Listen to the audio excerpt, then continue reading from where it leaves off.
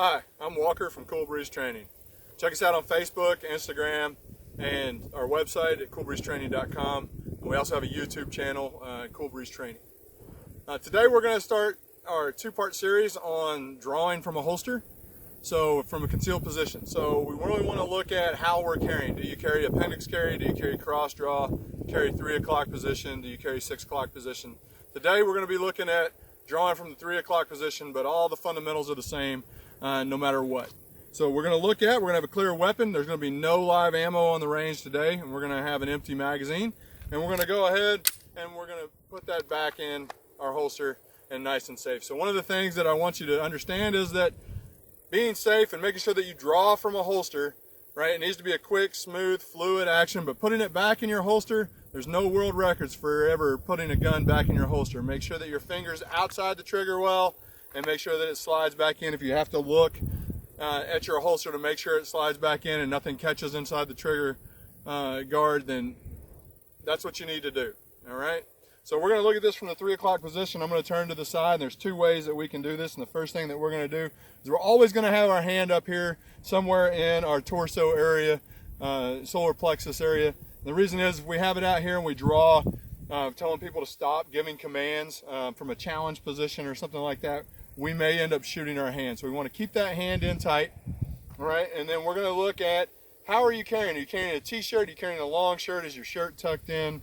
One of the methods that we use, if our shirt's tucked in and we have a really long shirt, we're just going to reach over that other hand. We're going to pull it up high. We're going to get a good firm grasp on the weapon, and we're going to pull it in tight here, bringing the other hand back to the weapon. And this position right here, keeping this nice and tight, will help with weapons retention if someone is close, if we're within arm's length or we're within about 3 to 5 feet. And then we come out and we push out, we get a good sight picture, and we fire our rounds. All right, the other method is a one-hand method. We're going to pull that shirt way up high, slide our hand back down, getting a good firm grasp, coming up tight, and then pushing out and getting a good sight picture on our weapon and on the target. All right, so smooth. This should look like after about 1,000 or 1,500 draw strokes.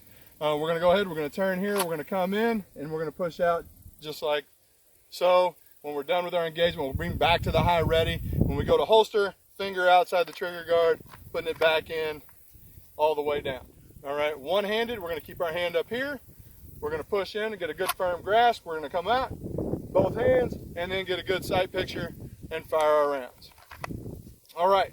One thing, if you go and you don't have a good firm grasp and you throw your weapon or your weapon falls out of your hand, make sure you don't try to grab it. Just let it go and then go retrieve it from the ground. If for some reason, as we're practicing and we're doing that, we want to make sure that we don't have a negligent discharge and injure ourselves or someone else on the range. All right.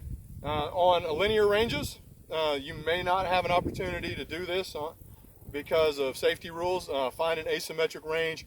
Unload your weapon, do this at home in a nice safe area. All right. If there are any questions about how to draw, we're going to continue this in part 2. Give us your comments or concerns, and we'll get back with you as quickly as we can or make another video in response to that. We will also cover appendix draw, a cross draw, and a 6 o'clock draw in future videos. All right, I'm Walker, and thank you for watching. Be safe.